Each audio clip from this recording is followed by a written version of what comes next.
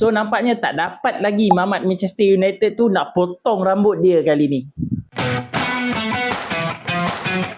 So guys, match malam tadi Chelsea versus Leeds United berakhir dengan seri. Aku memang tak boleh belah. Kita dah lead baik punya, tapi sebabkan mistake yang aku tak boleh nak terima aku tak boleh nak terima mistake yang aku memang betul-betul tak boleh nak terima. So kita berakhir dengan seri 2-2 menentang dengan Leeds United. Tapi overall aku boleh kata yang Cole Palmer is back guys. Memang dia dah berjaya untuk dapatkan balik form dia yang sebelum ni. Aku memang betul-betul look forward untuk Cole Palmer under Rosenior untuk next game lepas ni. Walaupun kita seri, tapi aku tak kisah sangat sebab pasukan merah yang kat atas tu pun seri juga. So disebabkan seri ni, aku rasa Liverpool dan juga Brentford ada chance untuk rapatkan jurang mata tu kepada 1 point je kalau diorang berjaya untuk menang game week kali ni. So pada pendapat korang, mampu ataupun tidak Manchester United dan juga Chelsea endkan season ni dekat kedudukan top 4?